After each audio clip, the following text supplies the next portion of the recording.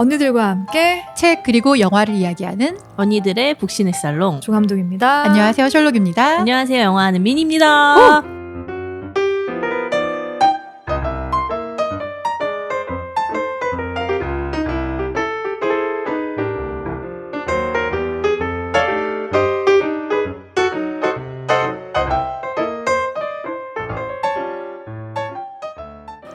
죄송합니다. 죄송합니다. 사죄드립니다. 저희가 코로나 이후로 일했던 적이 없는데 방송을 한 주 급하게 쉬게 됐어요. 맞아요. 어찌된 영문인지 다들 궁금해하실 것 같아서 자, 전후 사정을 얘기를 좀 해볼까요? 네네. 아니 저희가 이 여름에 일복이 터져가지고 정말 저희는 이제 비가 오면 촬영을 보통 잘 못하는데 비를 요리조리 피해서 주 4회씩 하루 15시간 꼬박꼬박 촬영을 하느라고 이게 언니들이랑 스케줄을 맞추기가 되게 쉽지가 않더라고요. 그래서 본의 아니게 부득이하게 한 주 쉬게 되었습니다. 저도 일이 저는 마무리가 돼서 휴가를 예정을 잡았는데 사실 녹음을 할 수 있게 일정을 짰는데 제가 또 홍콩으로 출장이 잡힌 거예요. 근데 가서 사실 일도 못하고 태풍이 와서 홍콩에 그냥 호텔 콕하다 왔습니다. 와. 호캉스. 호캉스. 사실 저희도 한참 비 피해로 시끄러웠잖아요. 얼마 전에 또 좋지 않은 소식들, 인명 피해도 많았었고 그래서 방송을 쉬는 게 맞지 않았을까 하는 생각도 들었어요. 그 맞아요. 주에 워낙 안 좋은 소식들이 많이 들렸었기 때문에 저희도 너무 이런 분위기에서 막 시끌벅적 웃으면서 방송 녹음하기가 마음이 좀 무거워가지고 쉬는 게 좋지 않을까 하는 생각도 갖고 있었는데 어찌저찌 스케줄까지도 좀 어렵게 네네. 되어서 한 주 쉬어가게 됐고요. 하지만 오늘은 저희가 제대로 한번 입을 풀어보려고. 네. 귀에서 피나실 수도 있어요. 아니 저희가 한 주 쉬어가는 동안 또 댓글을 많이 달아주셨더라고요. 그러니까요. 맞아요. 댓글 소개를 좀 해드릴까요? 네네. 일단 코모스님이 여름영화 걸작선을 들으시고 댓글을 남겨주셨는데 근데 제가 추천한 영화는 엘리멘탈이 아니고 스파이더맨 어크로스 더 유니버스였어요. 우리가 엘리멘탈인 줄 알고. 최근 개봉작이 사실 엘리멘터리였었고 네, 근데 그 댓글에 별표 표시가 돼 있어서 우리가 유출을 하다가 엘리멘탈인가 했는데 왜 제목이 사라졌는지 모르겠네요. 이거 정말 영상미, 음악, 연출이 대단한 영화입니다. 3편이 나온다고 해서 그것만 기다리고 있어요. 크크크 라고 남겨주셨습니다. 저 이거 추천 주변에서 많이 받았어요. 맞아요. 영화 되게 좋다는 얘기 들어가지고 저희가 꼭 한번 도전해보겠습니다. 네. 기다려주세요. 그리고 1093-2304님 저주토끼 저주토끼에 대한 반응들이 굉장히 좋네요. 유쾌하고 에너지 넘치는 사회자분 횟집 소개. 구송이네. 은평구 구송이네. 아니 책 얘기 말고 횟집 소개 이렇게 고치시면 어떡해요. 진짜 재밌었고 입안에 뭘 머금은 듯 짧은 섹시한 목소리에 또 다른 사회자분도 인상적이네요. 재밌게 잘 들었습니다. 여러분 제가 예전 방송에서 말씀드렸는데 제가 지금 치아 교정 중이어서 뭘 먹으면 건 맞고요. 제가 안쪽으로 하다 보니까 혀가 상처가 많이 나서 이게 어떨 땐 발음이 잘 되고 어떨 땐 되게 조금 발음이 안 되더라고요. 그래도 덕분에 섹시하대요. 섹시하대요. 섹시한 노린 건 얘기를. 아니지만 감사합니다. 네. 그리고 닥터 드래곤님이 여름 영화 걸작선 보고 남겨주셨는데요. 아니 왜 이렇게 재밌죠? 흐름도 빠르고 내용도 알차고 들어본 팟캐 중 제일 재미있었습니다. 와우. 감사합니다. 되게 신기한 게 우리 녹음하면서 와 되게 정신없다 막 이런 생각하면 사람들의 반응이 좋아. 맞아요. 아니 두 분이 하신 특집이 되게 반응들이 좋은 것 같아. 우리가 이렇게 또 만담 콤비로 이렇게 또 한번 데뷔를 해야 되나 싶네요. 그리고 97688869님이 여름영화 걸작선 들으시고 팬미팅 저도 너무 좋아요. 저도 20대라 많이 언니시지만 살짝. 대구에 놀러 오시면 맛있는 거 사드릴게요. 오늘도 너무 재밌게 잘 들었습니다. 역시 두 분의 호흡은 찹쌀떡. 찹쌀떡. 추천해주신 영화도 꼭 챙겨보고 싶습니다. 로맨틱 홀리데이 오. 저의 띵작인데 저도 추천합니다. 아 참고로 핸드폰 번호 아니고 네이버 랩탑 로그인입니다. 전화하시면 안 돼요. 저 전화할 뻔했잖아요. 그때 팬이신 것 같아갖고. 핸드폰 들다가 바로 내려놨네요. 아니 그럼 010-976-8869로 걸 뻔했어 진짜. 아니 그럼 대구에 어떻게 연락을 하고 가죠? 그러니까 댓글 저희 남겨주세요. 저희 댓글 언제든지 갈 수 네, 있어요. 댓글 남겨주세요. 대구할 준비 다 되어 있습니다. 네, 그다음 도레미파랑님이 또 여름 영화 걸작선 보고 남겨주셨어요. 무협 영화나 홍콩 영화 특집 정말 해주시면 안 되나요? 아니 이분은 이건 성견지명이 셜록님이- 저 정말 방언 한번 터뜨리고 싶어갖고 저 정말 무협 영화는 자신 있습니다. 설롱님이 이건 책임져야 돼. 책임져야 돼 파트고. 곧 돌아옵니다. 이걸로. 네. 그다음 제가 하나 더 소개해드리자면 미윤서님이 네. 와 저희 또 자기 앞에 생 오랜만에 또 불러보네요. 와, 예. 되게 옛날 방송. 맞아요. 남겨주셨는데 와 저도 밀리 바비 브라운 너무 좋아해요. 우연히 인스타에 사진 보고 완전 반해서 저도 스트레인저 띵스 에놀라 홈즈 열심히 봤어요. 진짜 반짝반짝함이 느껴지는 배우예요. 저랑 같이 한국 팬클럽 만들어요. 와. 라고 남겨주셨는데 아니 제가 윤미님하고 여성 이 이상형이 다 좀 많이 겹치는 것 같아요. 신기하다. 네. 유진스하고 또 최근에 꽂히는 안유진하고 어디 귀여운 댕댕이상을 좋아하시네. 좀 열정적인 상을 되게 좋아하는 것 같아요. 어. 이 바비 브라운도 마찬가지고. 한국 와. 팬클럽 만들어요. 진짜, 없다면서요. 진짜 만들고 싶어요. 지금 요즘에 그러니까. 밀리 바비 브라운이 글을 쓰고 있더라고요. 무슨 소설? 소설하고 이제 그 시나리오. 와, 멋있다. 그래서 그 에놀라 홈즈 3편 속편을 만드는 걸 거절했대요. 아. 자기 글을 쓰는 아 진짜. 아이고. 아, 진짜. 기특하네. 멋있는 배우예요. 저도 그 배우의 매력에 한번 빠져들고 싶은데 참고로 윤미님이 신곡을 또 만들었다고 얼마 전에 소식을 전해주셔가지고 또 언제 한번 초대해서 그러니까 또 다음 그럼요. 소개를 해드려야겠네요. 방송에 초대해서 신곡도 한번 들어보도록 하겠습니다. 네네. 다음 댓글은 제가 마음의 준비를 하고 읽어드려야 될 것 같아요. 레이 1104님 일본에서 듣고 있습니다. 요즘은 언니들의 복신의 살롱 덕에 너무 위안받고 살고 있어요. 재밌고 알차고 목소리 너무 좋아서 기분도 좋아지고 웃는 소리가 귀에 울리면 제 얼굴에도 미소가 피어오릅니다. 들으면 들을수록 줄어드는 에피소드들에 너무 아쉽지만 하루라도 안 들으면 괜히 울적해서 결국 못 참고 매일 한 회 한 회 듣고야만 해요. 혹시 괜찮다면 책 한 권과 영화 한 편을 부탁드려도 될까요? 네. 둘 다 조금 오래됐지만 Me Before You라는 책과 자비의 돌란 감독의 마미라는 영화를 언젠가 해주시면 좋겠어요. 저는 15년째 난치병 투병 중인데요. 언니들이 생각하시는 안락사에 대해 알고 싶어서 Me Before You, 정신이 아픈 것에 대한 언니들의 생각 또한 알고 싶어서 마미를 조심스럽게 부탁드려봅니다. 마음이 넉넉히 부를 수 있는 언니들과의 팟빵 타임은 정말 사는 낙을 줍니다. 오래오래오래 1000회 이상까지 해주세요. 다 너무 좋아하지만 이 말이 너무 감동인데? 조감독님 사랑합니다. 오. 일본에서 언니들 너무 애정하는 팬 하루 올림. 오. 감동. 그러니까 너무 이렇게 진심 어린 글을 남겨주셔서 사실 저희 다 감동했어요. 글 보고서. 특히나 이 댓글을 달아주실 시기에 저희가 너무 바빠가지고 스케줄 잡기도 어렵고 그런 상황이어서 제가 진짜 팟빵을 팟캐스트를 좀 쉬어야 되나? 이런 생각을 정말 진지하게 하고 있었거든요. 근데 댓글을 보고 제 머리를 때렸습니다. 내가 때렸을까? 생각하지 말아라. 근데 하루님의 댓글 때문에 진짜 힘이 됐어요. 그래서 용기 내서 이렇게 댓글 써주신 하루님에게 감동을 받고 오늘 녹음도 하고 있다라는 말씀 전해드립니다. 저희 더 열심히 하겠습니다. 파이팅. 네. 그리고 리리림 뭔가 너무 길다. 리리림 님이 긴급 휴방 공지를 들으시고 많이 바쁘신가 보네요. 프라이드 그린 토마토 때부터 잘 듣고 있는데 바빠서 휴방은 이번이 처음인 것 같아요. 죄송합니다. 이번 주 미국 감성으로 돌아온다고 하셔서 기다리고 있었는데 야오. 다음 주 장국영 특집이라 하셔서 안 들으실 거 아니죠? 가제가 노래하는 곳 포레스트 검프 제가 너무너무너무 좋아하는 책 영화라 기다리고 있습니다. 꼭꼭 방송해주세요. 더운데 더 건강 잘 챙기시고 다음 주에도 꼭 컴백해주세요. 감사합니다. 와, 아니 근데 프라이드 그린 토마토 때부터 들으셨으면 엄청 정말 옛날이에요. 저희와 오랫동안 함께 해주셨는데 맞아요. 가족분이시네요. 그러니까 그러니까. 완전 가족이네요, 네. 가족. 음. 네. 자, 다음 댓글은 저희 여름 영화 걸작선 듣고 저희 또 단골손님 예리밍제님께서 남겨주셨는데요.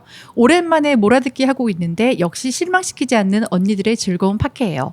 덕분에 재미있는 주말 보내고 있습니다. 셜록님 감독님의 쿵짝은 언제나 정겹고 즐겁습니다. 작년인가 홍콩 영화 특집 장구경 특집 해주신다고 했는데 기다리고 있습니다. 저도 무협 영화 홍콩 느와룸을 많이 하거든요. 셜록님의 추천작도 정말 궁금한데 꼭꼭 특집 방송 부탁드립니다. 그래서 그래서 우리가 당신을 위해 준비했다고 오늘의 방송을 진짜 저희 예리밍즈님 댓글을 보고 후다닥 특집을 준비했거든요. 그렇습니다. 또 한 주 쉬어갔기 때문에 그러니까요. 하나 더 끊으시면 안 돼요. 지금부터 제대로 들어주셔야 됩니다. 기대해 주세요. 네.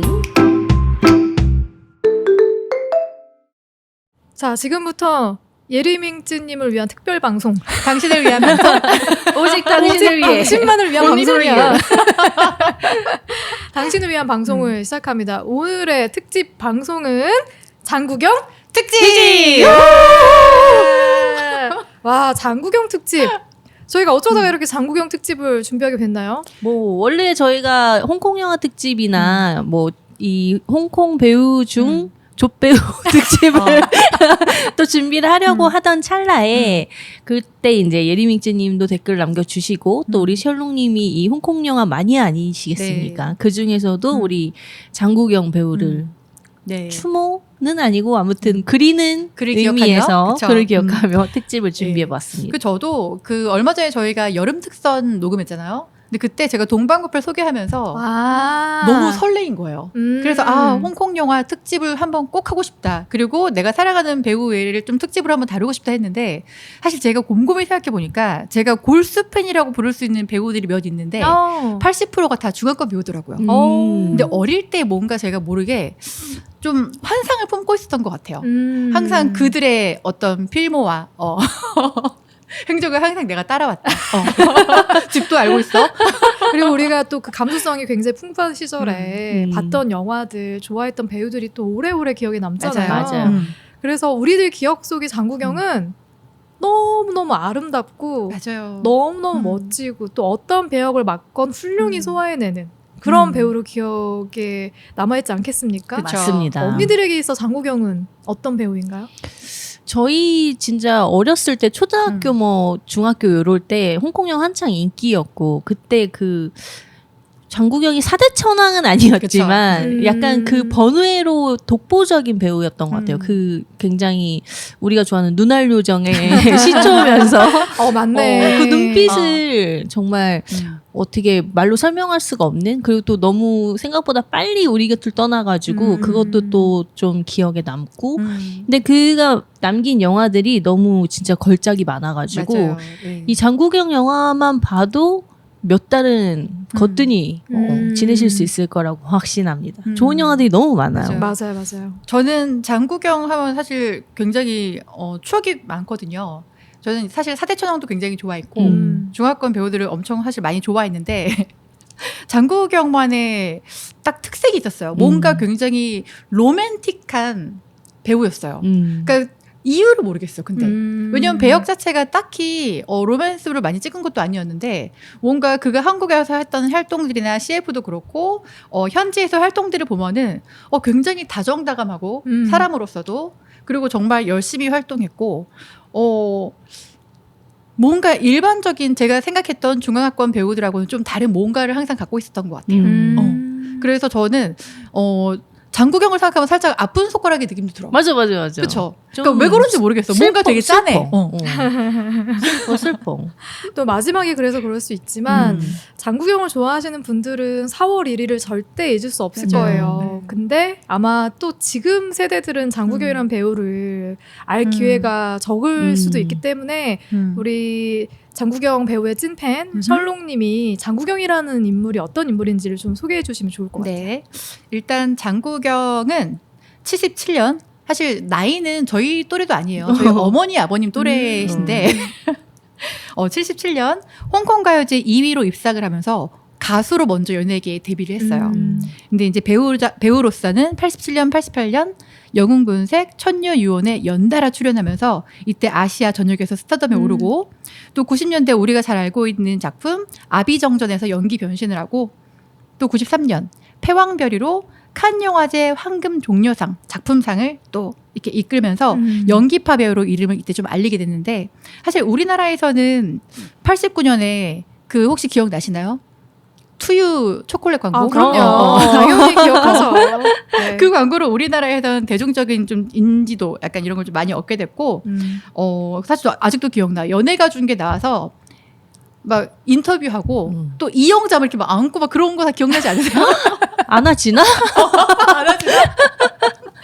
그런 게 기억나는데 사실 그 후로도 우리가 사실 지금 알고 있는 수많은 작품에 출연했는데 우리 이참에 그냥 작품들을 하나씩 언급을 해볼까요?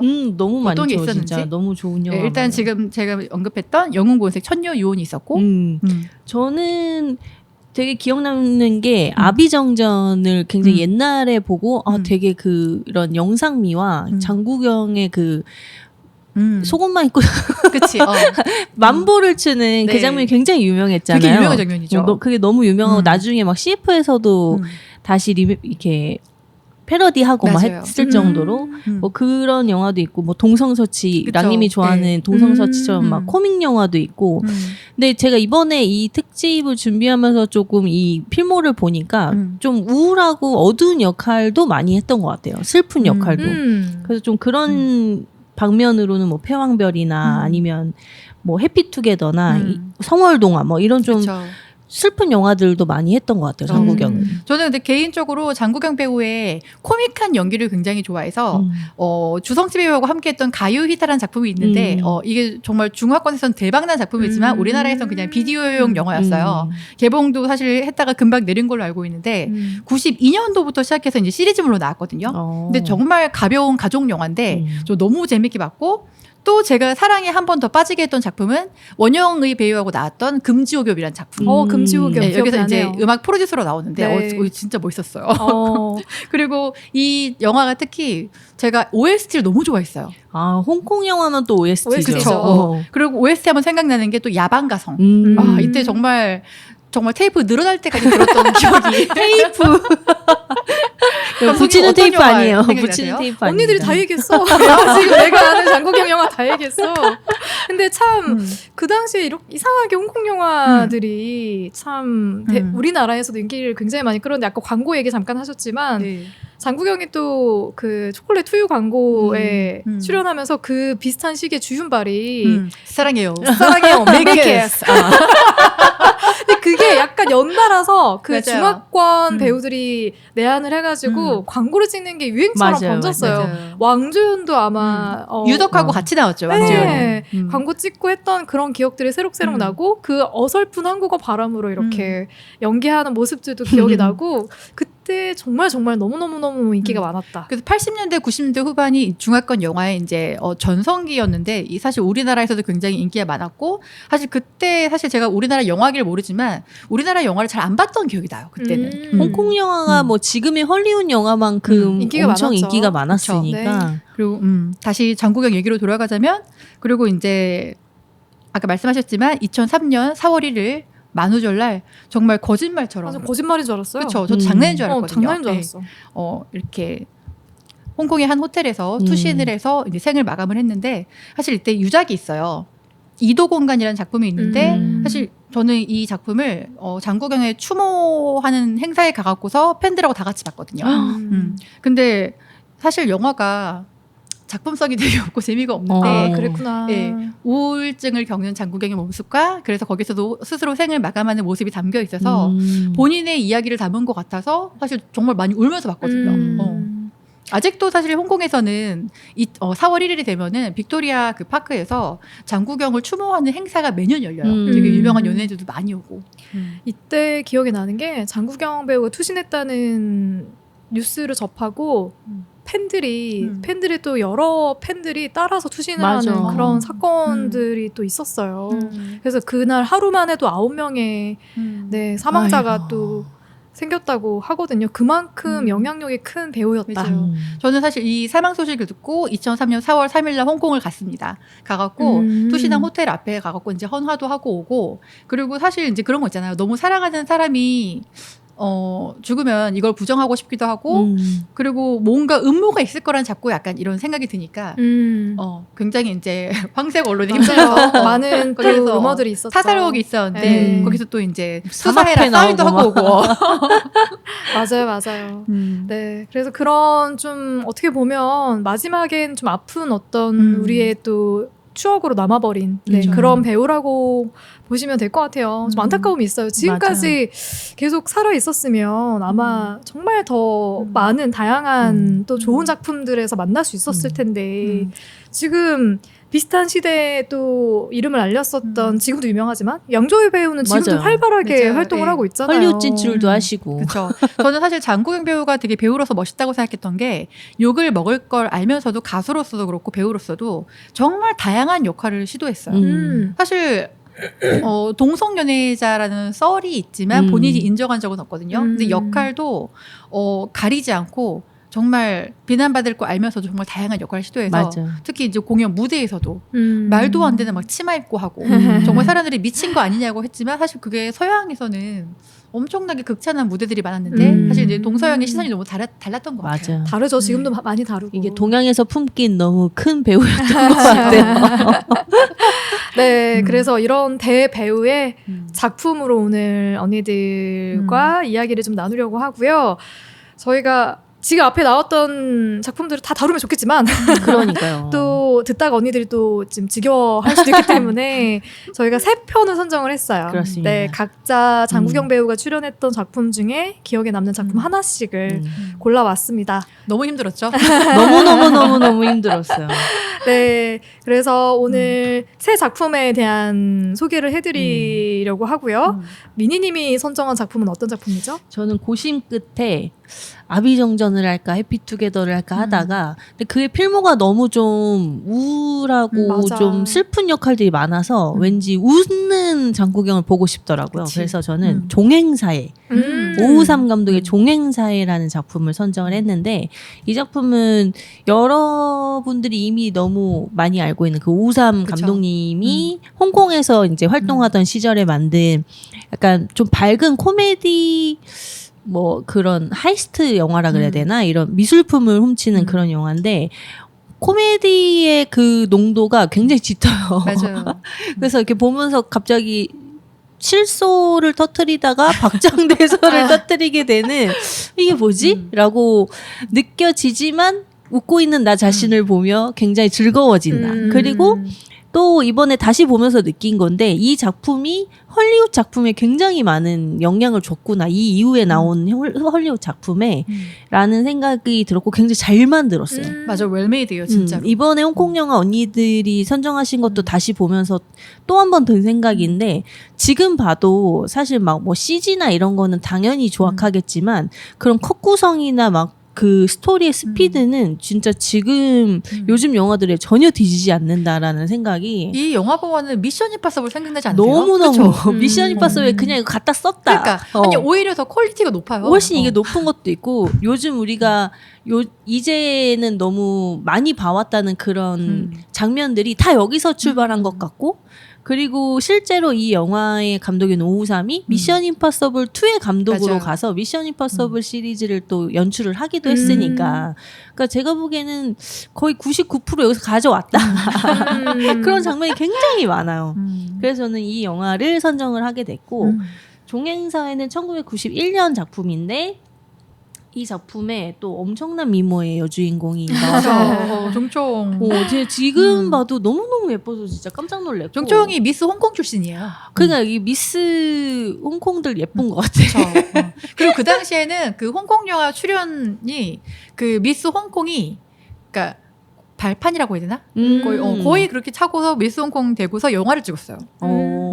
그래서 사실 요때는 다 더빙이고, 그러니까 다른 나라 언어였기 때문에 더빙이 아니라 이 시대 때는 되게 빨리빨리 영화를 찍어야 됐대요. 그래서 사실 막 뭐 사운드를 통제하고 뭐 촬영하면서 그런 식으로 이렇게 시간을 버릴 수 없기 때문에 일단 얼굴 표정만 찍고 다 후시로 더빙을 하기 맞아요. 때문에 이게 연기를 못하면 그냥 다른 배우 데려다가 막 입도 안 맞는데, 그래서 지금 홍콩 영화 보시면 입이 하나도 안 맞아요. 심지어 만약에 뭐 광둥어를 하는데 만다린어를 뭐 영화로 해야 된다 그러면은 난 광둥어밖에 못해. 그걸로 해 그냥. 만다린어 그냥 갖다 덮어 씌울게. 뭐 이런 식으로 영화를 만들어가지고 되게 뭐 연기 논란 뭐 이런 거는 있을 수가 없었다. 그렇죠. 그 덕분에 또 우리나라 배우들이 많이 진출했죠. 많이 중국에 가서 또 하기도 했죠. 어. 근데 이 영화에서는 다들 연기도 정말 잘했고 너무 예쁘고, 또 이 주윤발과 장국영의 주인공이 주윤발, 장국영 그리고 종초홍이라는 이제 세 배우인데, 너무 그 리즈 시절에 정말 맞아. 아주 아기 피부 같은 그런 리즈 시절을 볼 수 있었다는 게 저는 너무너무 이 영화를 보면서도 계속 한박 웃음을 지으면서 보게 됐던 것 같아요. 이 종행사회라는 영화의 줄거리를 좀 말씀을 드리면, 이게 부모님 없이 소매치기 하는 사부 밑에서 어릴 적부터 함께 커온 아해는 주윤발이고, 홍두는 그 여자 주인공 중충, 그리고 제임스, 우리의 주인공 장국영, 이 세 사람이 어릴 적부터 부모 없이 소매치기 사부 밑에서 살아가고 있는데, 우연히 그들이 빵을 훔치는 모습을 본 경찰이 그들을 쫓고, 근데 쫓아서 알고 보니까 아이들이 혼자 사는 어르신들을 보살피기 위해서 빵을 훔쳤던 거다, 이런 걸 알고 그 경찰이 이들의 아빠가 돼주기로 해요. 근데 또 시간이 흘러서 저는 그들이 이제 개과천선 했을 줄 알았는데 그냥 더 큰 도둑이 있죠. 훌륭하게 더 큰 도둑이 돼서 명화와 골동품을 전문으로 훔치는 전문 도둑이 됩니다. 그 사이에 어떻게 그 아빠는 뭘 했고 왜 이렇게 컸는지는 안 나와서 모르겠으나 어쨌든 유명한 도둑이 됐어요. 근데 그러던 어느 날 이제 할렘의 여시종이라는 명화를 다시 훔쳐달라고 프랑스 갱단의 주문을 받고, 진짜 손 털고 사람답게 살아보자고 말하는 그 여자 주인공 홍두의 말을 듣고 이제 셋은 작업을 안 하기로 했는데, 근데 이제 이게 남자 둘에 여자 한 명의 조합이잖아요. 그래서 이제 제임스가 그 여자 주인공 홍두를 짝사랑을 하지만 또 홍두는 아해를 좋아하니까 이 관계에 조금 이렇게 마음이 이렇게 동해가지고 말을 안 듣고 안 하기로 했는데 그냥 금쪽이처럼 혼자 그림을 훔치러 가버립니다. 그 뒤늦게 또 이 사실을 알고 이제 아해가 쫓아가서 이제 도와줘서 그림을 훔쳐 나오는데, 그 과정에서 제임스는 총을 한 대 맞고, 그리고 그 추격전 끝에 아해가 자동차를 모터포트에 충돌을 시키면서 죽어버려요. 영화 중간에. 그게 제임스를 지키기 위해서 아마 지키기 썼던 위해서. 거죠. 그렇죠. 근데 영화가 50분 딱 중간에 죽어버린 거야. 주인공에서.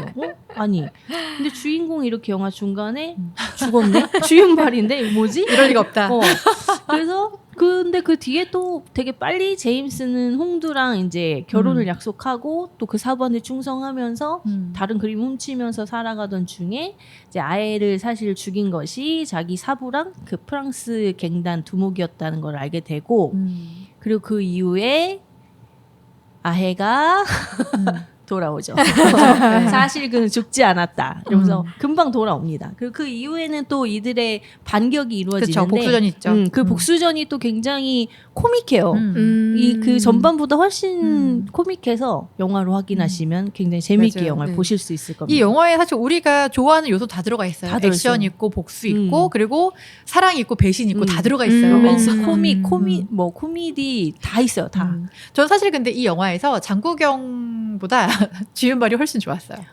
네. 그쵸. 속 깊은. 그러니까 이 주윤발을 보면 어떤 생각이 드냐면, 저는 미국에서는 톰 행크스, 일본에서는 오다유지, 그리고 중화권에서는 주윤발, 우리나라에서 약간 최수종 같은 느낌. 최수종 뭔가 느낌이 다른 거 뭔가 아니야? 가정적이고 바람직하고 연기에 그냥 모든 거 헌신하는 안성기 선생님이라고 있나요? 약간 안성기. 그런 느낌이 자꾸 들어요. 뭐. 보면 그냥 되게 기분 좋은. 그 주윤발 배우도 엄청 또 핫했었잖아요. 그렇죠. 이 시기에. 너무 일단 이제 허은혜가 멀쩡하잖아요. 굉장히. 근데 굉장히 그 착한 마스크와 그 성품을 가지고 계시고 실제로도. 그래서 영화를 볼 때 항상 뭔가 마음 편히 봤던 것 같아요. 네. 주윤발이 나오는 영화들은 믿고 보는 배우다. 밑보배다, 밑보배. 그리고 또 이 영화의 특징은 이 영화가 해외 로케가 살벌합니다. 맞아요. 프랑스에서 꽤 많은 분량을 촬영을 했는데 시작부터 파리 뭐 노트르담 성당 앞에서 막 차를 마시기도 하고 뭐 루브르 박물관도 나오고 이들이 이제 그 할렘의 여시종이라는 그림을 훔치러 간 그 고성은 또 니스인데 니스 해변을 막 달리고 너무 눈이 즐거운 영화였던 것 같아요. 그 맞아요. 당시에는 그냥 굉장히 이국적이다 하면서 봤는데 지금 보니까 와 저거 어떻게 찍었지? 맞아요. 그리고 그 당시에 홍콩이 영국령이었기 때문에 합작한 영화가 굉장히 많아요. 그래서 폴리스 스토리 이런 거 보면 거의 다 그냥 영국인 굉장히 많이 나오고. 근데 프랑스가 진짜 영화를 가서 찍기 쉽지 않을 것 같긴 하거든요. 지금 그래요? 관광객도 많고 거기를 협조를 받기 쉽지 않을 텐데. 세트인가? 아니요, 로케더라고요. 근데 굉장히 그 주변 시골 뭐 이런 그 풍경도 많이 나오고 또 이들이 그걸 훔치는 과정이나 이런 것들이 사실 지금 보면 좀 웃긴데 이 당시엔 굉장히 센세이션하고 와 어떻게 저런 생각을 뭐 저건 어떻게 찍었지? 지금 봐도 어떻게 찍었지 하는 장면들이 꽤 많더라고요. 맞아요. 그래서 이거 보면서 내내 경이롭게 봤던 것 같아요. 와, 제가 이 영화를 보진 못했는데 여기서 장국영 배우의 매력은 어떤 약간 짝사랑하면서 어떤 포인트에서의 장국영 배우의 매력이 드러지죠? 주윤발이 더 멋있긴 한데 그러니까 전문 짝사랑러예요. 그래요? 장국영은 전문 짝사랑러야. 너무 그러니까 어쨌든 2대1이면 그 조합은 누구 하나는 가슴 아플 수밖에 없잖아요. 그러면은 그냥 결국에는 장국영은 짝사랑을 품고 이렇게 돌아서는 그럴 줄 알았는데 중간에 아이가 죽으면서 주윤발이 캐릭터가 죽는 걸로 나오면서 혼자 남겨진 그 여자 주인공은 장국영과 이제 셋이 자랐잖아요. 여자 한 명하고 남자 둘하고. 근데 이 여자애하고 주윤발하고 사랑을 해요. 근데 이 장국영은 짝사랑하는 역할이었는데 고백을 해요. 주윤발한테. 근데 주윤발이 그리고 죽어버리는 거야. 그래서 이 둘이 연결되죠. 연결이 되고 다시 돌아가진 않습니까? 아이가 다시 돌아왔을 때 약간 불안했는데 근데 아이가 너무 약간 병맛으로 돌아왔어요. 그리고 굉장히 이 셋이 미션에 충실하더라고요. 그러니까 그 병맛이라는 게 뭐 다른 의미가 아니라 약간 갑자기 코미디 무슨 주성치가 씌워서 돌아왔어요. 무슨 말인지 알겠어. 그전엔 굉장히 갑자기 되게 멋있었는데 가벼워졌구나. 너무 가벼워져서 진짜 막 갑자기 슬랩스틱을 하고 막 이상한 걔 굉장히 이상한 약간 이상한 애로 돌아와가지고 그래서 그냥 장국영 옆에 있는 게 낫겠다 싶게끔. 근데 또 이것도 반전이 있어요. 알고 보니 그러니까 사실은 휠체어를 타고 나타나서 이제 다리를 못 쓰게 된 것처럼 나오지만 사실은 그것도 반전이었죠. 그것 또한 반전이었는데 왜였는지는 나오지 않았다. 나오긴 나와요. 내가 멀쩡한 몸으로 돌아왔으면 사부는 나를 또 죽이려고 했을 것이다. 근데 내가 좀 이렇게 불편하게 나타나니까 나를 그냥 살려둔 거다라고 말은 하지만 그 반전은 조금 충격적이긴 했어요. 그래서 혹시 여주인공이 또 다시 돌아가면 어떡하지 했는데 그러니까 저도 얘기 듣다 보니까 이거 결국에는 돌아가는 거 아니야? 이미 임신했다. 그리고 이 영화는 사랑의 포커스는 사실 아닌 것 같아요. 전혀 아니에요. 아닌 것 같아. 그래서 더 왜 이렇게 코미디로 가지? 라고 생각이 우리가 흔히 생각하는 홍콩 영화가 뭐 아니면 도잖아요. 코미디 아니면 뭐 액션 아니면 어떤 뭐 느와르인데 이건 그거를 굉장히 한 30대 30으로 섞어놓은 굉장히 특이한 분위기의 영화여서 그때도 되게 재밌게 봤고 이번에 보면서도 정말 재밌게 다시 봤어요. 와, 저는 장국영 배우가 출연했던 영화를 많이 보진 못했지만 봤던 영화 대부분이 좀 어둡고 맞아요. 고독하고 좀 허무한 그런 느낌이 묻어나는 영화였어서 말씀해주신 그 영화에 출연한 장국영의 모습이 그려지지가 않아요. 근데 너무 어울려요. 그리고 되게 장국영 귀엽고. 배우의 그 개인적인 거는 개인사가 90년대 초반부터 사실 이거 너무 이제 디테일한 부분인데 엠페러스 그룹이라고 되게 유명한 소속사가 있어요. 근데 이건 삼합회 자본으로 약간 운영되는데 웬만한 사대천왕 다 여기 소속돼 있고 유명한 배우 다 여기 소속돼 있는데 장국영은 여기 소속이 아니었어요. 그러니까 뭔가 언론에 타겟이 많이 되고 이용되기도 해서 90년대 초반부터 우울증은 굉장히 오랫동안 겪었어요. 그래서 장국영이 이제 작품을 본인이 픽하게 가는 경우에는 좀 어두운 스타일의 영화를 많이 골랐고 또 그런 역할을 소화를 훨씬 잘하고 잘 묻어나요. 또 음. 그런 감성이. 그런 감성이 정말 음. 진하게 묻어나는 영화가 제가 선정한 영화입니다. 이 영화죠. 저도 고민했던 그 아, 영화. 너무 음. 그 우울한 영화, 극치죠, 극치. 우울함의 극치를 제목마저 달리는 영화. 반어법적인. 해피 투게더입니다. 아, 진짜 제가 사실 언니들이 장국 영화 되게 좋아한다는 건 알고 있었고 홍콩 영화도 굉장히 많이 봤다는 것도 알고 있었어요. 근데 제가 장국영 특집을 하자고 얘기를 할 때도 나는 생각해보니까 많이 보진 않았는데 이런 생각 갖고 있었거든요. 사실 오늘 그래서 언니들의 입담에 좀 기대서 가야지라는 생각이 첫 번째로 좀 깔려 있었고, 그 다음에 그러면 내가 몇 편 보지 못했는데 보지 못한 작품 중에 기억에 남는 게 뭐가 있지 하고 떠올려 보니까 가장 그래도 장국영의 모습이 진하게 기억에 남는 영화가 해피투게더더라고요. 그래서 이 영화를 고르게 됐던 이유가 이제 그런 이유 때문이에요. 물론 뭐 천유효온이나 뭐 다른 홍콩 영화들에도 많이 출연을 했지만 너무 옛날 영화인 거야. 그러니까 너무 어릴 때 봐서 기억이 잘 안 나더라고요. 근데 제가 해피투게더는 그래도 성인이 되고 나서 봤거든요. 개봉할 당시에는 볼 수 없는 나이였고 그래서 뒤에 이제 리마스터링 나왔을 때 봐서 그래도 내가 성인이 되고 나서 본 영화이기 때문에 좀 기억에 잔상들이 막 남아 있어가지고 다시 한번 봐야겠다라는 생각을 갖게 해준 영화라서 고르게 됐고요. 아 근데 저 이거 처음 봤을 때도 너무 힘들었어요, 사실.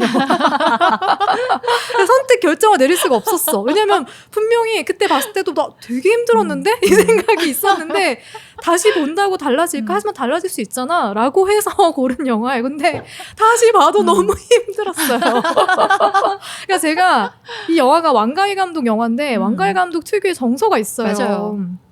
그 정서가 아까 말씀드렸던 되게 외롭고 그러니까 고독하고 허무하고 이루어지지 못하는 사랑에 대한 이야기를 너무 절절하게 그러니까 그런 특유의 그 왕가희 감독의 정서가 저한테는 사실 맞지 않았거든요.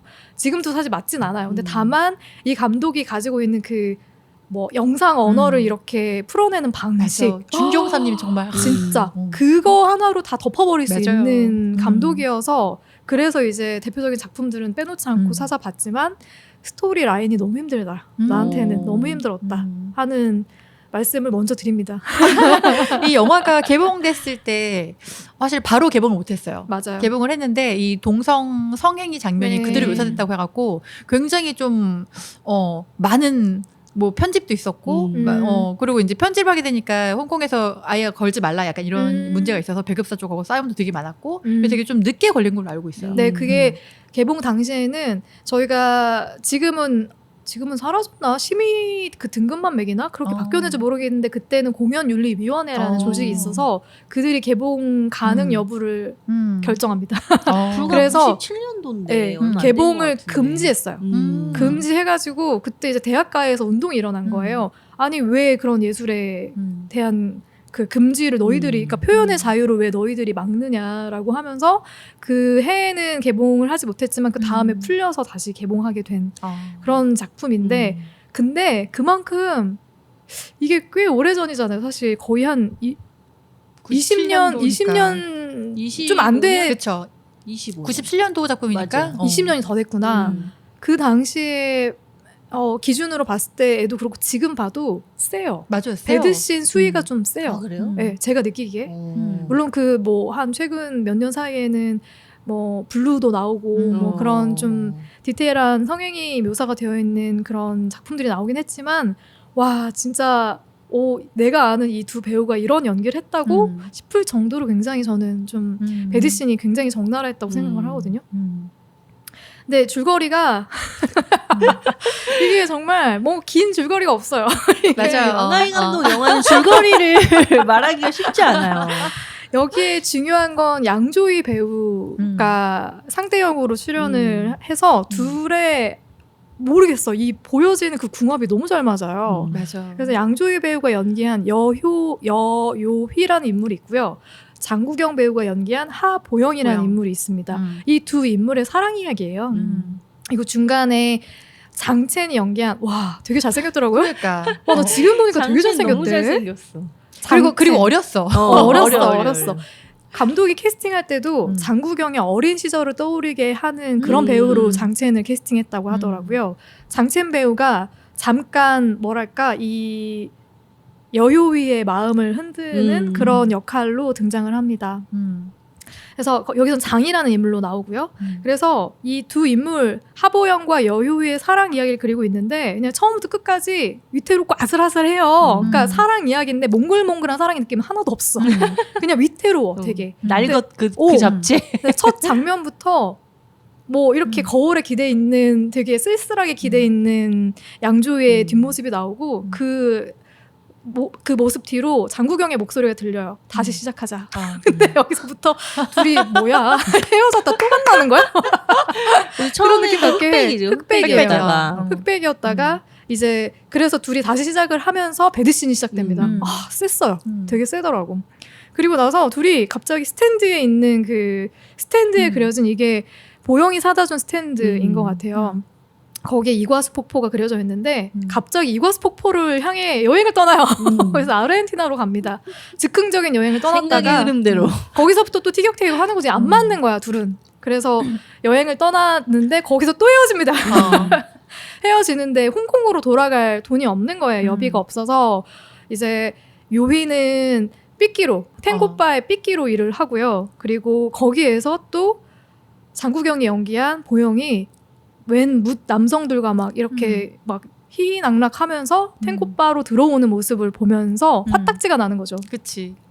난 이렇게 생계를 위해서 돌아갈 여행 경비를 모으기 위해서 빡세게 일을 하고 있는데 얘는 또 혹시 돈 있는 남자한테 기생해서 살아가고 있는 거 아니야? 약간 이런 느낌으로 좀 화가 나요. 지금 나를 다 잊고 지금 이렇게 유흥을 즐기고 있다고 하는 분노와 동시에 아직 사랑이 끝나지 않은 거지. 사랑이 끝나지 않은 상태에서 헤어졌기 때문에 어쩔 수가 없잖아요. 그래서 두 사람의 관계가 여튼 보영이 계속해서 찝쩍거려가지고 다시 시작이 됩니다. 다시 시작이 되는데 그냥 둘은 이어질 수 없는 관계인 거지. 너무 달라. 그리고 보영이 굉장히 바람둥이야. 그리고 너무 자유분방해. 그래서 결국에는 둘이 또 헤어지게 돼요. 여기서. 근데 그 사이에 장이라는 인물이 등장을 하는데 그 장이라는 인물이 이 요비가 이제 다니던 바에서 그만두고 요리 식당에 취직을 하게 되는데 거기서 만난 대만 남자예요. 대만 남자인데 장이라는 인물과 살짝 뭔가 썸 아닌 썸을 타는 것처럼 명확하게 둘이 서로 마음이 있다라는 걸 교환하진 않았지만 그래도 둘이 뭔가 있는 것 같아라는 느낌을 관객들에게 이렇게 심어주는 거죠. 맞아. 근데 저 그 방식이 되게 좋았어. 그 이제 이게 확 터치가 있는 건 아닌데 이 장이란 친구가 눈이 안 좋나요? 그래서 귀가 굉장히 발달했어요. 어린 시절에 시각장애인이었던 것 같아요. 네. 그래서 귀가 굉장히 발달했는데 어떤 식으로 이 설레임이 전달되냐면 둘이 약간 이제 부축하면서 뭔가 몸이 맞닿는 장면이 있는데 양조위가 두근거린 거예요. 그렇지. 그런데 이제 이 장면에서 얘가 나의 심장박동을 들었을 거라는 식으로 약간 설렘이 왔다 갔다 하는데 너무 약간 훈훈한 거야. 그리고 이 장이 자기가 이제 다음 여행지로 떠나게 되면서 두 사람이 그냥 포옹을 한번 하거든요. 되게 설레게 하더라고요. 그 두 사람의 모습이 뭔가 서로 고백한 적도 없고 둘이 성적 지향에 대해서 서로 뭐 나눈 얘기도 없고 한데 확실하지 않아요. 장은 그쪽인지 아닌지 안 몰라. 몰라. 근데 여기서 이렇게 서로 이렇게 딱 끌어안고 헤어지는데 뭐지? 하는 느낌 갖게 하는 장면이 중간에 나오고요.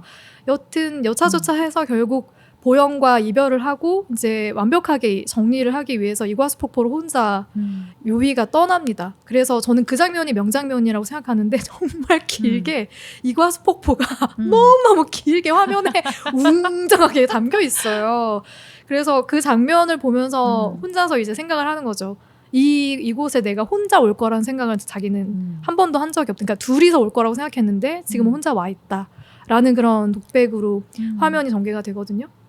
그러면서 거기에서 이제 자기의 어떤 묵은 남아있던 보영에 대한 감정을 완전히 다 털어내고 다시 돌아가는 그런 장면이 나오고요. 그리고 장구경 배우의 가장 명장면이라고 볼 수 있는 건 이 보영이란 인물은 항상 요희에게 늘 돌아오는 입장이었던 거예요. 그러니까 얘는 항상 제자리에 있고 그 자리 기다려주고 내가 다시 시작하자라고 하면 다시 시작해줄 수 있는 대상. 근데 이제 완벽하게 떠나버리고 난 뒤에 빈 집으로 찾아가서 요희가 살고 있던 빈 집으로 찾아가서 그 이불 침대 위에 놓여있던 이불을 끌어안고 펑펑 울어요.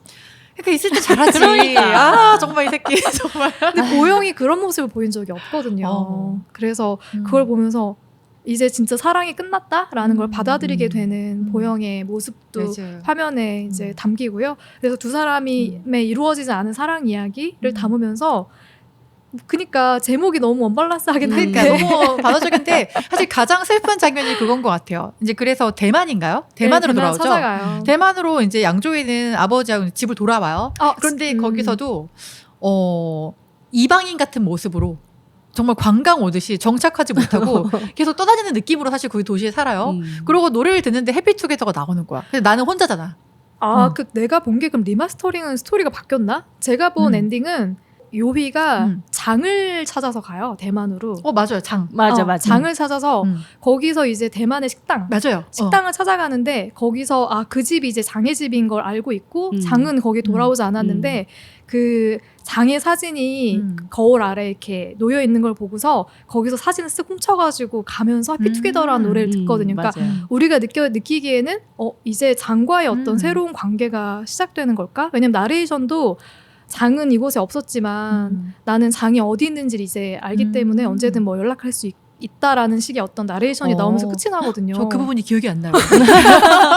그래서 이제 보영이라는 인물을 놓고 이제 장이라는 인물 혹은 장이 아닐 수도 있죠. 새로운 사랑을 위해서 준비가 다 끝나 있는 어떤 요희의 모습으로 영화가 끝이 나는 것처럼 느껴지는. 네. 맞아요. 요희는 이제 보영에게서 이제 드디어 탈출한 거고 그게 뭐 나중 되면 좋은 기억이겠지만 너무 그 사랑을 하던 때는 너무나 아팠던 기억이니까 그치. 이제 한 단계 성장한 또 요희로 끝이 나서 왕가위 감독 영화인데도 무언가 그 안에서 캐릭터가 성장하고 앞으로 한 걸음 나아가는 영화가 사실 크게 많지 않거든요.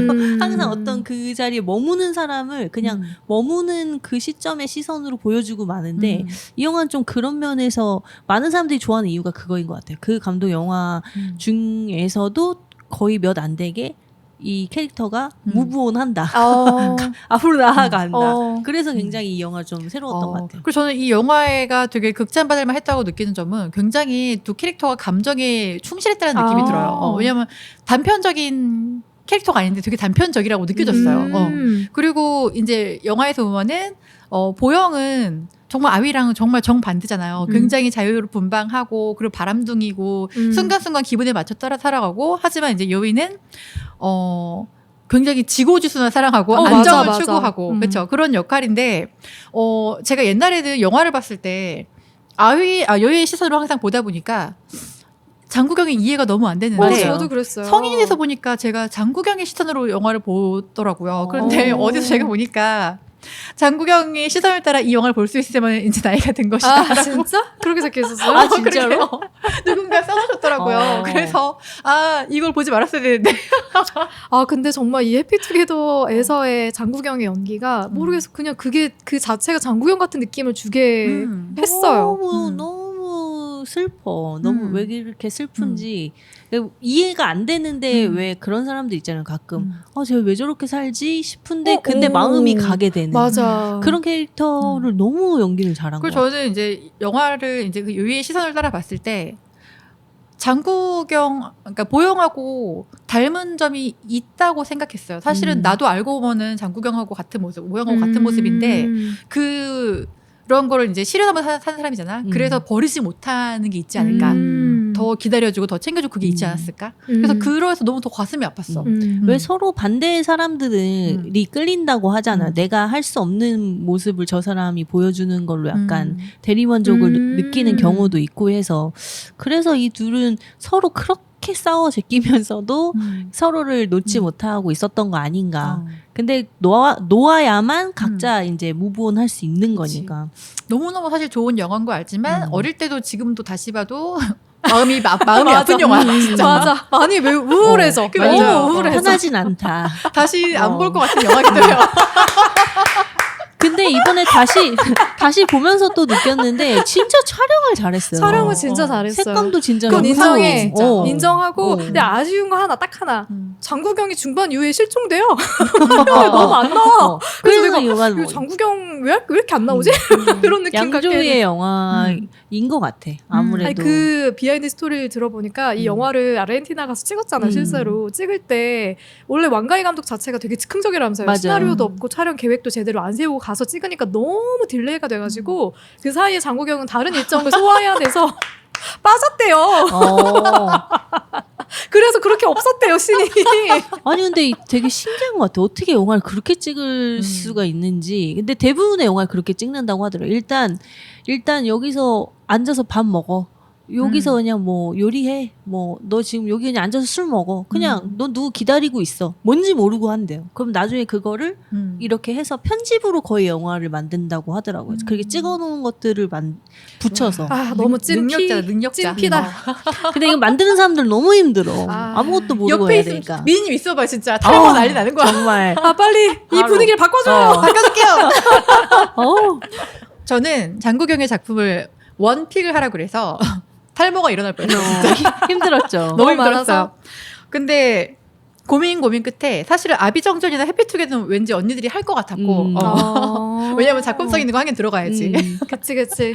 그래서 저는 장국영을 스타덤을 올려준 이 영화를 픽했습니다. 아. 무엇이죠? 바로 정소동 감독, 왕조연, 장국영 주연의 천녀유혼이라는 작품이에요. 띵작이 띵작. 띵작이죠. 천녀유혼은 1, 2, 3편까지 나왔는데 1편, 2편에 장국영이 등장을 하고 3편은 남자 주인공이 양조위로 이제 바뀌어요. 아. 이 둘은 정말 뗄래야 뗄 수가 없네요. 네. 정말 3편까지 다 인기가 많았는데 그래도 음. 1편이 사실 가장 작품성도 좋고 인기가 제일 많았고 와, 1987년? 87년. 저 태어나기 직전이지만 그래서 사실 저는 감독님 얘기를 좀 하고 싶어요. 저는 그러니까 그 우리가 믿고 보는 감독이라는 몇 명의 그 중국 감독들이 있잖아요. 홍콩 감독. 일단 서극 감독도 있고 장이모 감독, 아, 네네네. 오상 감독, 네. 그리고 정소동, 왕가희. 딱 이 5명은 어릴 때도 이 이름을 알았거든요. 뭘 만들었는지 몰라도 이름 다 들어봤던 감독들이에요. 근데 이 정소동 감독님은 저 무협 영화 좋아하잖아요. 근데 우리가 알고 있는 웬만한 무협 영화의 무술 감독을 다 하셨어요. 그러니까 무술 감독 출신이잖아요. 예. 그리고 실제로 연출한 영화도 우리가 알고 있는 동방불패도 이분이 연출을 하셨고, 그리고 소호가고, 녹정기, 그리고 동방삼엽, 그리고 최근작 영혼까지. 정말 저한테는 신 같은 감독이다. 그 무술 한번 배워보고 싶다. 정말. 감독님이신데 이 영화는 일단 1987년 아까 말씀하셨지만 초반에 개봉을 했고 재개봉을 2015년 그리고 2019년에 재개봉을 했는데 뭐 관객 수는 많이 들지 않았지만 재개봉도 했구나. 네, 재개봉도 2번이나 했더라고요. 이 영화는 일단 줄거리를 잠깐 소개해드리면 인간과 귀신의 이루어질 수 없는 사랑을 담은 작품인데 사실 지금 다시 보면 되게 촌스러울 줄 알았는데 그래도 재밌더라고요. 너무 유치한데 재밌어. 너무 재밌었어요. 일단 영화의 줄거리는 장국영이 여기서 초반에 되게 허름한 행색으로 수금을 하러 시장에 가는 딱 장면이 나와요. 근데 이제 영채신 역할의 주인공인데 수금을 하러 갔는데 비가 많이 와서 장부가 젖어서 수금을 못했어요. 그래서 이제 돈이 한 푼도 없으니까 공짜로 하루를 묵을 수 있는 그런 방을 찾고 있는 거야. 근데 이제 시장 사람들이 막 무시하면서 저기 어디냐 난약사에 한번 가보지 그래 그러면서 이제 무시하는 거지. 근데 정말 순수하게 난약사요? 그리고 제가 한번 가보겠습니다. 산속으로 들어가는데 이 난약사는 되게 오래된 절인데 여기의 소문은 엄청 미모의 귀신이 남자를 유혹해서 전기를 빼먹고 죽인다라는 소문이 있는데 그걸 모르고 이제 여기 가는 거예요. 근데 여기 또 이제 제가 사랑하는 캐릭터 한 명이 나오죠. 여기 퇴마사인 우마 배우님이 나오세요. 근데 그 배우님 제가 찾아보니까 2014년에 세상을 진짜요? 떠나셨더라고요. 되게 유명한 배우님인데 근데 여기서 이제 영화의 또 다른 여자 주인공 섭소천 역을 맡은 왕조연 배우가 딱 등장을 해요. 정말 엄청 장난 아니었죠 이 시기에. 너무 아름다웠습니다. 진짜. 근데 이제 이 왕조연은 섭소천 역할, 이 역할은 진짜 미모의 귀신인데 원래 생전에 되게 대갓집의 딸이었는데 집안이 몰라 그래서 유골이 막 묻히는데 하필이면은 이 나무 요괴에 혼을 뺏긴 거예요. 나무 요괴. 하필이면 나무 요괴야? 잘 그래서, 묻어야 되는데. 굉장히 착한 귀신인데 자기의 의지와는 반대로 남자들을 유혹해서 전기를 얘가 먹는 게 아니라 그 나무 요괴가 와서 막 그 전기를 흡수하고 막 그 CG 보셨죠? 그 전기를 빨린 남성들의 시체가 그게 진짜 웃겼어. 좀비처럼 진짜 훅 변해버려요. 와, 나 너무 옛날에 기억 하나도 안 나. 진짜 빵 터졌어. 정말 너무 웃긴데 그 나무 요괴도 또 두 개의 성을 가지고 있어요. 여자 목소리를 냈다가 남자 목소리를 냈다가 그런데 소소전 여기 에이스야. 아, 그래? 그녀의 에이스. 가장 미모니까 가장 이제 하는데 또 그녀에게는 날 시기하는 또 여동생들도 있고 그런데 사실 이제 이 섭소천은 이 할머니죠. 나무 요괴가 좀 있으면은 팔려고 그래요. 무슨 대마왕한테 대마왕에게 너를 보내기로 시집 했다. 보내기로 시집 했다. 되게 특이하다. 그러면 이제 이 섭소천은 환생을 못 하는 거예요. 가뜩이나 나무요괴한테 잡혀 있어서 환생을 못 하고 있는데 그런데 이제 난약사에 온 영채신을 만나게 되죠. 만났는데 영채신은 이 섭소천을 보고 귀신인 걸 몰라요. 근데 미모의 여자구나 하는데 여기서 왕주연이 굉장히 얘를 유혹하려고 노력을 많이 하는데 얘 너무 그냥 찐따 같아. 너무 순수한 거야. 그래서 그 순수하고 아이 같은 모습에 사랑에 빠져요. 사랑에 빠지는데 나중에 이제 이 귀신이라는 걸 알게 되고 얘를 환생시키기 위해서 이제 도와주는 그런 영화예요. 그래서 비슷한 내용으로 1편, 2편, 3편이 진행이 되는데 너무 사실 이 신박한 스토리여서 그 당시에 굉장히 센세이션했고 지금 봐도 사실 저는 안 촌스럽더라고요. 근데 그 이유가 뭐냐면 왕조연이 너무 이뻐. 그래, 맞아. 둘 다 미모가 미쳤어요. 그래. 정말. 저 깜짝 놀랐어요. 이렇게 선남 선녀가 나오는데. 그래서 이 영화는 장국영을 스타덤에 올려준 영화기도 하지만 왕조연을 사실 아시아의 연인으로 만들어줬는데 왕조연이 여기서 영화를 찍고 사실 여러 편의 홍콩 영화 출연했는데 사실 끝이 좋지 않아요. 잘 안 됐죠. 다른 영화들은. 영화가 성공을 하다가 이제 개인사가 너무 이제 조금 굉장히 남성 편력이 있으신 분이더라고요. 아, 그랬구나. 재벌이랑 그래서- 결혼해서 어디 은퇴하지 않았어요? 아. 유부남만 계속 만나고 아. 꼬시고 그래갖고 거의 퇴출되다시피 해서 강제로 은퇴하고 캐나다로 지금 이민을 가서 살고 있죠. 그랬구나. 그래서 좀 끝이 안 좋았어요. 하지만 우리에게는 정말 아름다운 배우로 남아있다. 그러니까. 저는 백발마녀전에서도 얼마나 예쁘게 아름답게 나왔었던지 그 영화는 좀 기억이 또렷하게 나요. 그때 모습은. 백발마녀전에 왕조연이 나왔나? 임청아인가? 임청아. 임청아. 죄송합니다. 나 지금 좀 홍콩 영화를 뭘 잘 모르고 있네요. 아니 안 돼, 둘이 닮았어. 닮았다고 쳐요. 죄송합니다. 근데 정말 왕조연하고 유덕화하고 내한했을 때 저는 사실 이제 그 내한할 때는 이제 국내 거주가 아니었는데 우리는 그 한인타운에 연예가중계가 나오면은 달려가서 비디오를 빌려서 보는데 그때 인기 하도 많아서 왕조연을 보고서 저렇게 아름다운 사람이 세상에 있다고? 진짜. 이 영화에서도 이 영화도 또 되게 촬영도 좋고 굉장히 여러 기법들이 나오는데 그 우리가 흔히 아는 그 수양대군의 등장씬 못지않은 왕조연의 등장씬이 굉장히 그 슬로우 모션으로 확 이렇게 그런데 너무 예뻐. 빙글빙글 돌면서 나와. 그래서 막 근데 그거 캡처해서 보냈잖아요. 맞아. 너무 예뻐. 미니님이 그걸 다 기억을 하고 있구나. 저 다시 보기도 해, 다시 보기를 봤고. 해서. 근데 예전부터 그 시장에서 등장하는 씬도 그게 정말 레전드로 너무 예쁘게. 그러니까 이 중국에서 귀신이 그러니까 횡보할 수 있는 날이 있어요, 길에. 근데 물론 귀신들은 그 사이를 횡보나마 걸어가지만 일반인들은 못 보는데 이미 접신을 한 영채신은 이거 볼 수 있는 거예요. 접신 했지. 그런데 영채신이 난약새에 사로자고서 다시 수금하러 갔는데 되게 웃긴 게 수금을 할 때 비에 젖었으니까 자기가 가로로 만들어. 근데 막 액수 얼마인지 모르는데 아무나 그냥 껴넣어. 그 지금 생각하면 말도 안 되는 건데 그래. 난약새에서 내가 살아나왔던 이유만으로 그 돈을 막 사람들이 줘. 미치겠다. 그런데 그날 하필 그 귀신이 이제 행렬하는 그런 날이었는데 얘는 접했기 때문에 소천이 보이는 거야. 그래갖고 소천이 보이는데 허공에다 다른 사람들은 아무것도 안 보이니까 쟤 뭐야? 돈 막 주고. 그걸 도망가 봐. 근데 너무 재밌었어. 맞아요. 굉장히 그 시대 때에는 정말 센세이션했던 그런 장면들도 많고 약간 그 전기 빨린 남자들이 막 그렇게 뼈다귀가 돼가지고 움직이는 좀비로 진짜 막 움직이는. 근데 그들이 또 되게 코믹해. 막 그 장국영이 무슨 사다리를 내려서 거기 막 이렇게 밟혀갖고 막 팔이 떨어지기도 그러니까 하고. 이게 장국영의 영화의 영채신의 캐릭터를 보여주는 건데 굉장히 무해해요. 그리고 순수해. 그러니까 좀 약간 찐따 같은 느낌이 있는데 본인이 의도치 않은 어떤 행위들이 다 그 좀비들을 죽여.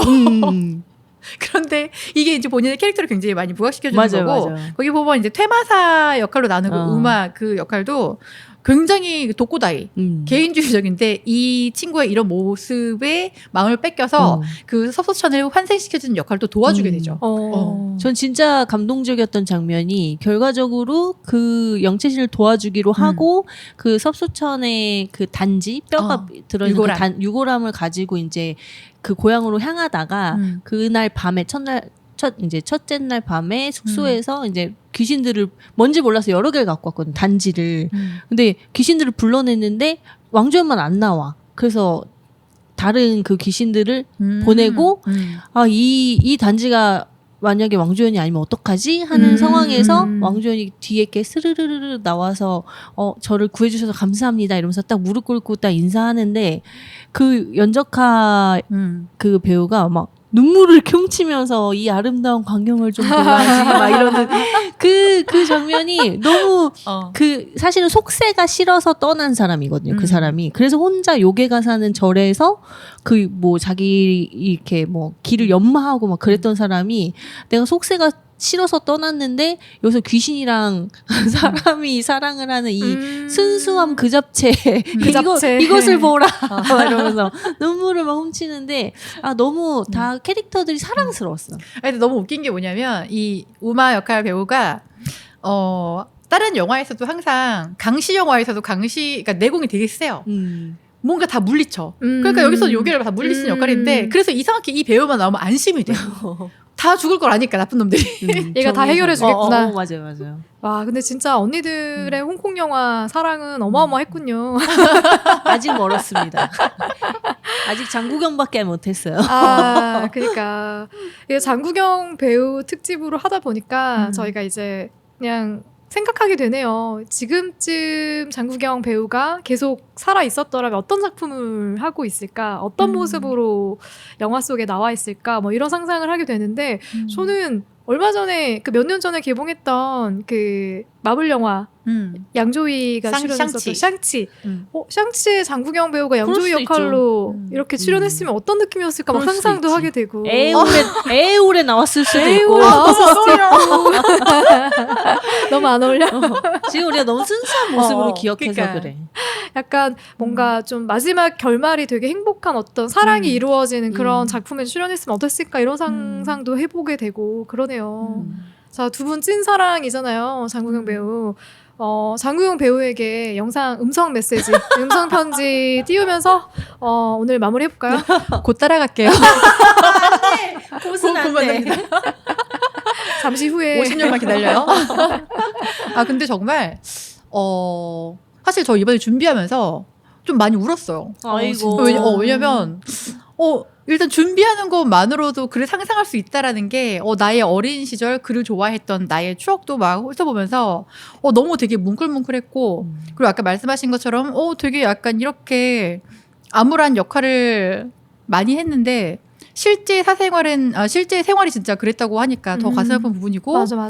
또 밝은 영화를 보면은 지금은 이렇게 어디선가 웃고 있겠지라고 생각하면서 또 뭔가 또 더 뭉클해지고 그래서 저는 이거 준비하면서 너무 좋았어서 예리밍즈님한테 정말 감사드려요. 아이고 예리밍제님 땡큐. 땡큐. 저는 뭐 이미 뭐 간 건 간 거니까 거기서는 좀 행복했으면 좋겠고 행복할 거라고 믿어요. 왜냐하면 그렇지 않으면 너무 희망이 없잖아요. 환생했을지도 몰라요. 벌써 우리 곁에 와 있을 수도 있어요. 그래서 저는 행복해라. 거기서는 행복했으면 좋겠다. 네. 저희가 물론 짧은 시간이지만 이렇게 장국영 배우가 출연했던 영화들에 대한 얘기를 나누면서 혹여나 이 방송을 듣고 계시는 장국영 배우의 팬이었던 언니들이 있다면 지금 소개해드린 이 영화 다시 한번 찾아보시면 어떨까 싶어요. 보시면 또 과거의 추억과 또 여러 기억들이 떠올라서 또 가슴이 몽글몽글해지지 않을까 맞아요. 하는 생각이 듭니다. 그렇죠. 네. 저희가 지난번에 휴방 공지하면서 혼났어요. 장국영 특집으로 돌아온다고 하니까 왜 셜록님이 미국 감성으로 이렇게 추천한 작품을 다뤄주지 않느냐라고 혼이 났는데 그 작품을 안 다루는 게 아닙니다. 그렇죠. 그럼요. 다음 주 또 돌아오죠 저희가. 그럼요. 네. 그럼요. 제가 빨리 이제 홍콩에서 벗어나서 빨리 데리고 한번 이동해 보도록 하겠습니다. 네, 저희 다음 주에 철롱님이 추천한 가재가 노래하는 곳으로 찾아올 거니까요. 일주일의 시간 있잖아요. 책 읽어보시고 방송 들어주시면 좋겠습니다. 네네. 그럼 저희는 다음 주에 다시 인사드릴게요. 다음 주에 만나요. 안녕. 안녕.